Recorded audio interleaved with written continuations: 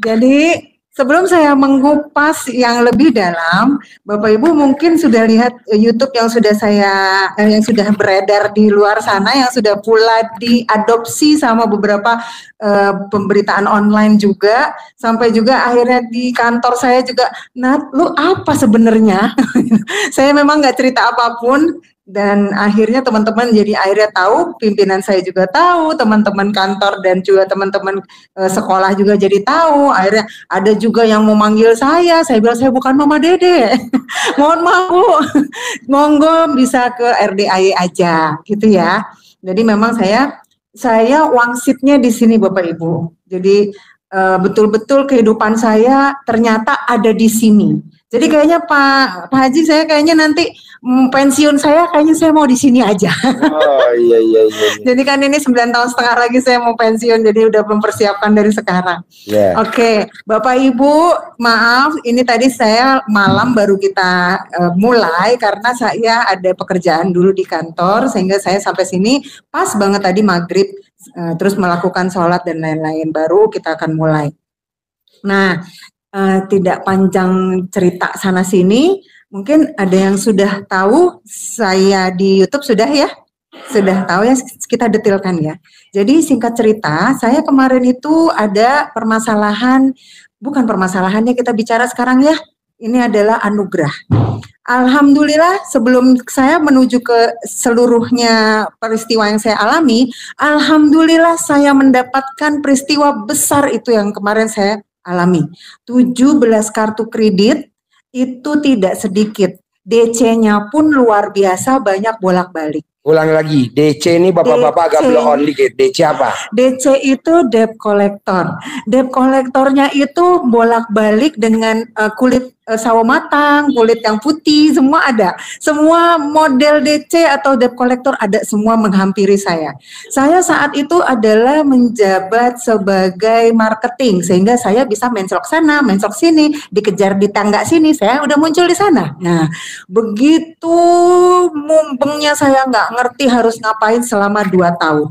Kebayang saya saat 17 kartu kredit, itu 2 tahun saya seperti itu.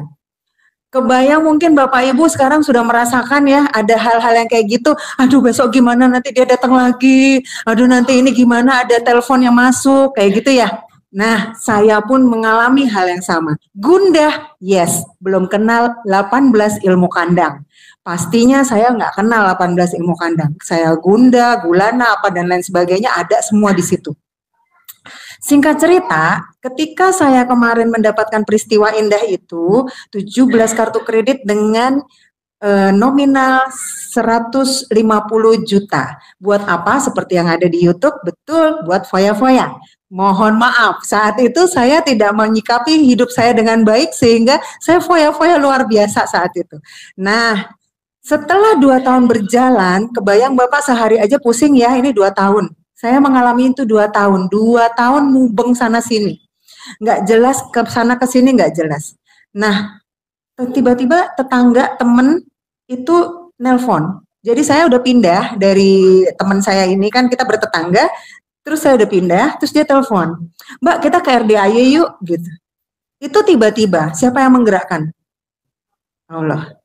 Saya juga waktu itu berdoanya standar, cuman ya Allah gimana aku harus apa ya Allah, berikan aku kekuatan, berikan aku kesabaran gitu ya. Doa kita masih kayak gitu tuh, padahal nanti saya kasih tahu maknanya salah. Jadi saya waktu itu masih berikan saya kesabaran, kekuatan, jalan keluar gitu terus. Akhirnya temen datang, telepon ngasih tahu ke RDAY. Saya kasih tahu juga keajaiban apa yang saya dapatkan di sini. Ketika saya di RDAY pun saya ngomong sama teman saya, itu apa? Sedekah. Aku butuh duit buat bayar kartu kreditku, bukan buat ngeluarin duit buat sedekah. Saya taunya sedekah mengeluarkan uang. Sementara saya harus butuh duit dong. Iya nggak? Iya nggak? Iya dong. Ini gimana orang dari kemarin udah dikejar-kejar, saya butuh duit untuk menyikapi itu, untuk nutup-nutupin itu. Nah, terus teman saya bilang, lu datang aja dulu. Ya udahlah, gue datang aja dulu. Dulu RDAY tidak seperti ini Bapak Ibu. Dulu adanya cuman kayak gubuk-gubuk saung itu loh. Jadi kebayang ya kalau sekarang Bapak Ibu bisa kayak gini loh, ber-AC loh. Ini Mbak Nadia nih angkatannya Pak Kiai Yusuf Mansur. 2012 ya Pak. Ya, Olga Saputra, grup band Kuburan, ya, Haji Mandra. Jadi dulu itu kita di sebelah sini nih, gubuk, bener-bener gubuk, gedek. Ibu tahu ya gedek ya? Nggak ber-AC, nggak berkarpet kayak gini, nggak ada. Jadi saya pun sholatnya di sebelah sana tuh yang tempatnya parkir. Dan itu juga sholatnya cuma ada di gubuk juga. Yang kalau kita injek bunyi ya krek, krek, krek gitu bunyi. Bener bunyi gitu krek, krek. Di sini nih lapangan-lapangan aja nih. Lapangan sama kandang. Kandangnya nggak kayak gini. Ini kandangnya cakep nih begini nih. Kandangnya masih yang namanya itu. Apa namanya? Bambu-bambu yang disusun-susun itu loh. Dan baunya minta ampun. Jujur saya datang ke sini. Bau. Ini tempat apa sih gitu. Saya juga ngomong sama teman saya, udah lo datang aja dulu lo ini. Dan apa yang saya hadapi, kalau ibu nggak pernah balas WA-nya sama Pak Haji, jangan baper. Saya bukan lagi WA saat itu. Saya baru duduk belum nempel, udah dibilang, kamu kan cuma mau lihat kan ke sini, nggak perlu ketemu saya. Lihat aja dulu, ngapain kamu ketemu saya? Gitu. Terlalu ketus ya. Soalnya saya udah baca hatinya Mbak Nadia tuh pada saat duduk, dia isinya cuman mau lihat-lihat doang, tidak mau konsultasi.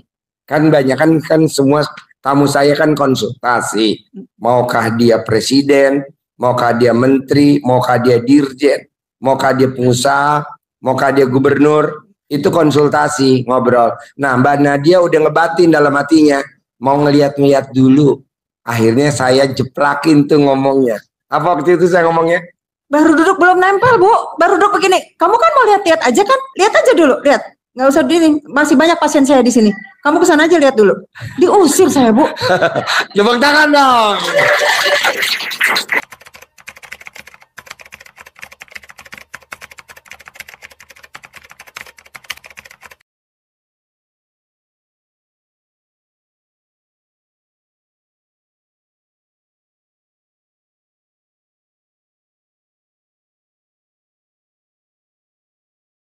Lebih lagi tuh teriakannya lebih lagi karena di sini nih nggak ada dulu di sini nih, dulu di luar sini nih dijejerin sama kambing-kambing, beneran Pak, sebelahnya kambing. Jadi kebayang, iya di bawah sini ya, di bawah sini pokoknya di sini nih, di area-area itu tuh, pokoknya sebelah kanan kirinya kambing gitu. Nah itu yang saya adopsi. Nah ini saya selipin ya, keluhnya Bapak adopsi lah itu suara sampai ke rumah. Oke, saya lanjutkan lagi.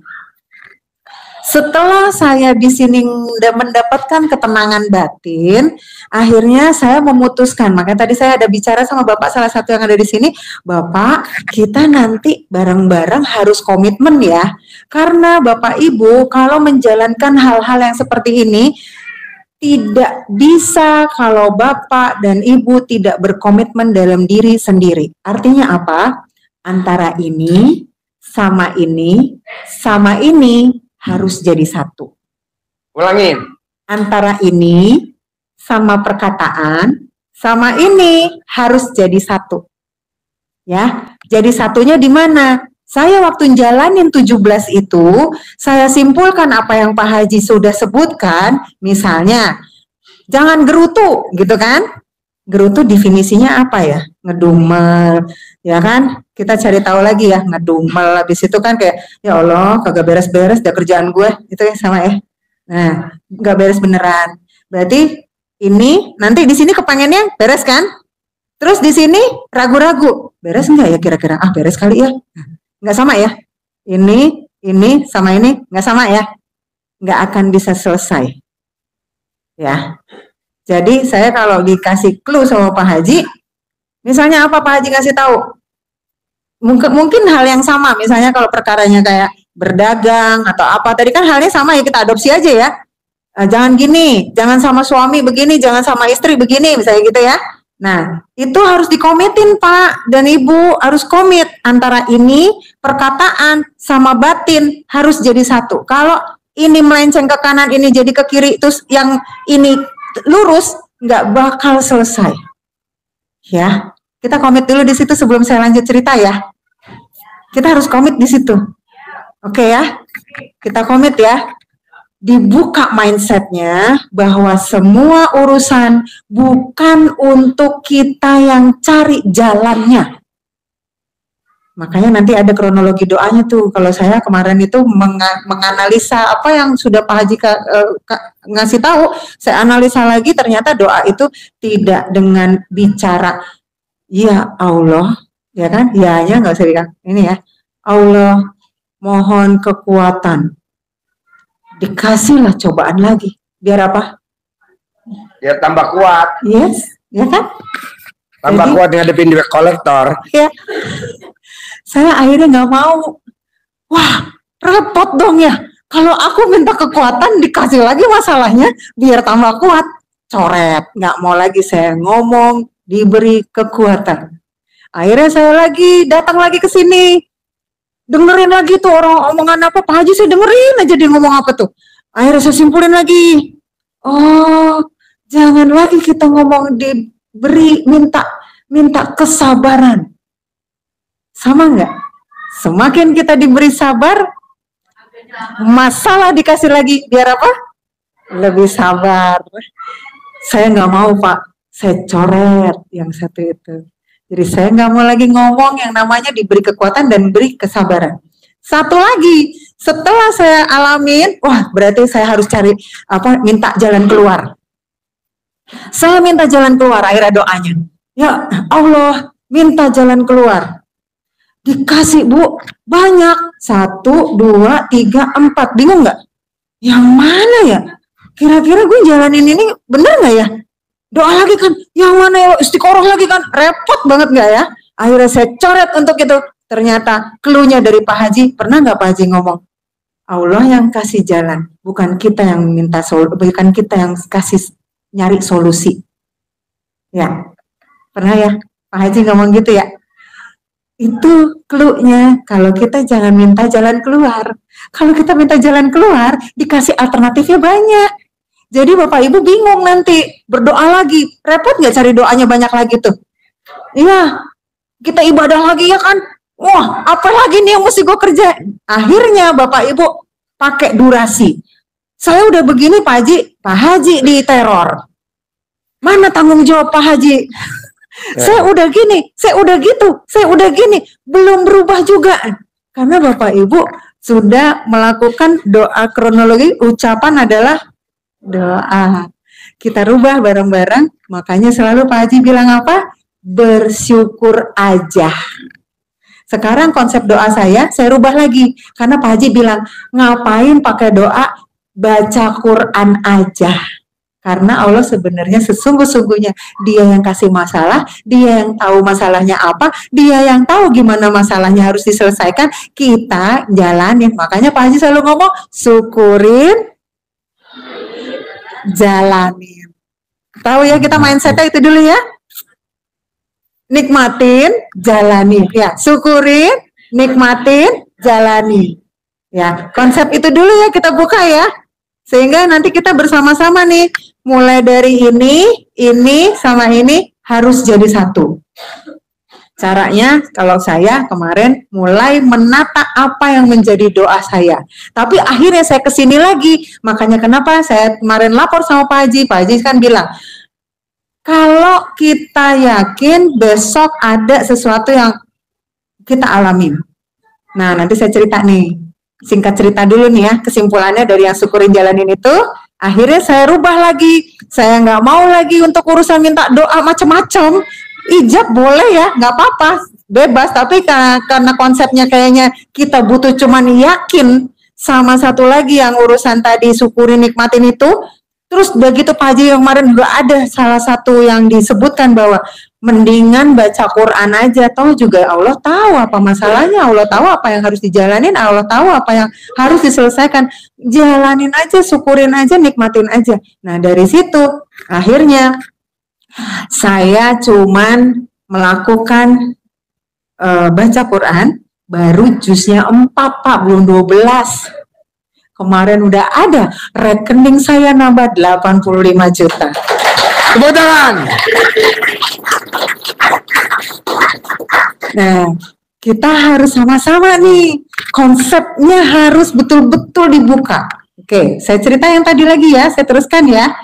Setelah saya dapat yang urusan itu 17 kartu kredit itu, akhirnya saya kesini bolak-balik, saya perhatiin apa sih sebenarnya, mulai merubah doa-doa saya rubah. Waktu itu masih belum komplit. Nah sekarang saya sudah membuktikan dari cuman durasi berapa hari Allah sudah jawab semua doa-doa saya. Makanya yang kemarin itu sampai dengan sekarang 2012, 2019 sampai dengan 2023 itu bergejolak. Kehidupan saya itu menanjak menjadi progresnya tuh naik. Karena kita kan kepengennya makin lama makin naik ya Bu ya. Nah, ya kita sama-sama ya, kita komitmen dulu ya untuk kita naikin tingkat hidup kita ya. Oke. Dari yang 17 itu selesainya gimana sih Mbak? Nah, mungkin sudah pernah tahu saya waktu di YouTube 17 itu ngapain aja. Nah, saya kesini bolak-balik seminggu sekali. Terus Pak Haji cuma ngasih tahu sholat ya. Mulai dari sholatnya dibenerin 5 waktu, tepat waktu, qobliyah ba'diyah dijalanin persis banget sama yang Bapak Ibu dikasih sama Pak Haji. Tapi tanpa gimmick. Dulu tuh nggak ada gimmick-gimmick. Yang kita tahu cuma sedekah sama ibadah ekstrim sama sedekah ekstrim, sudah. Jadi nggak ada tuh bergimik-gimik kayak sekarang gini. Caranya kita tuh nyari tahu sendiri untuk meyakini gimik itu untuk yakin ya. Yakin kalau kita tuh punya hajat yang lebih besar.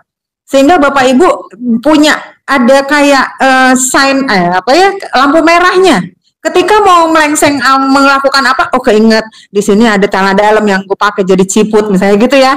Berarti kan aku ada sesuatu nih yang harus aku punya punya proyek besar nih sama Allah nih kan gitu. Ada waktu-waktu jadwal-jadwal tertentu. Oh perkara yang ada di centong ya. Nah berarti Bapak dan Ibu harus juga mengingat bahwa aku ada hajat besar, jadi nggak lupa dalam bersikap untuk yang 18 ilmu kandang tadi. Nah, dulu masih 6, berubahlah jadi 12, habis itu ke 18. Waktu masih 6 sama sih sebenarnya nggak beda jauh, cuman tidak diperdetilkan seperti yang sekarang di 18. Akhirnya saya menyikapi bahwa ternyata rezeki itu nggak cuman dari dapat duit. Yang saya tahu semua di dunia ini bisa ditukar sama uang. Sehingga titik permasalahannya kalau saya punya masalah, saya mau hidup enak, itu harus punya uang. Benar ya? Iya. Tapi sebenarnya Allah tuh kasih rahmat itu begitu banyak ternyata. Karena kemarin saya setelah 17 itu, saya kan akhirnya karena nggak punya duit ya Pak ya waktu itu ya. Saya jadi mau sedekahin ekstrim apa nih gitu. Jadi saya punya gaji kan udah masuk semua tuh ke minimum payment tuh. Akhirnya saya dapat pelajaran juga dari sesama muridnya Pak Haji juga, di mana Pak Haji Sultan waktu itu Pak Haji Sultan ngasih tahu, Pak Haji itu pernah ngasih arahan ke aku, dia bilang gimana Pak, itu gaji yang buat bayar kartu kredit nggak usah kamu bayarin. Terus gimana nanti? Tambah DC-nya gini dong. Itu masih mikir tuh, belum berani. Tambah DC-nya nanti datangin dong gitu kan? Nggak usah, udah sedekahin aja semua. Akhirnya saya sedekahin, saya nekat. Tapi kok makin lama makin kesini magnetnya tuh makin kenceng gitu. Kok kayaknya kurang ya gitu. Kayaknya nggak nendang gitu loh. Kalau misalnya cuman segitu aja gitu. Akhirnya udah deh gini aja deh, kayaknya kurang ekstrim nih. Semua barang-barang yang saya beli, mulai dari microwave, mulai dari baju, mulai dari sepatu yang mahal-mahal itu, tas segala macam, dompet, apapun, semua tanpa terkecuali saya sedekahkan ke sini. Tadinya bingung, kira-kira anak yatim make nggak ya, kan gitu. Akhirnya saya cuma ngomong, waktu itu masih ada Papi Anto Pak, ya. Masih ada Papi Anto yang ini. Ya. Saya cuma bilang sama kasih tahu dulu pengurus. Pak Sultan itu siapa? Oh iya, Pak Haji Sultan itu yang ngasih Pak Haji Rubicon yang tadi diceritakan, yang punya hutang 150 M. Banyak ya Pak, saya masih 150 juta loh di UDM. Saya masih J sama T, jangan ntar ya, kalau bisa dapat aja ya, nggak usah diutang ya. Nah, makanya waktu saya bilang sama Pak Haji, waktu akhirnya berdamai Pak Haji sama saya, kita akhirnya bincang-bincang mesra. Pada akhirnya saya bincang-bincang mesra sama Pak Haji. Pak Haji selalu ngomong gini, lu tuh cuma 150 juta reak doang. Lu tahu nggak kalau batuk ada reaknya kan di sini, gitu kan? Nah itu lu kayak gitu tuh. Aku kayak bengong aja. Ya Allah, cuma reak. Berarti ada lagi yang lebih gede ya. Makanya saya kenapa datang kadang-kadang nggak mau konsul, dengerin aja tuh. Tamu-tamu ngomong apa, saya dengerin aja. Ya itu saya dengerin Pak Haji Sultan, siapa lagi waktu itu kan Pak Indra ya Pak. Nah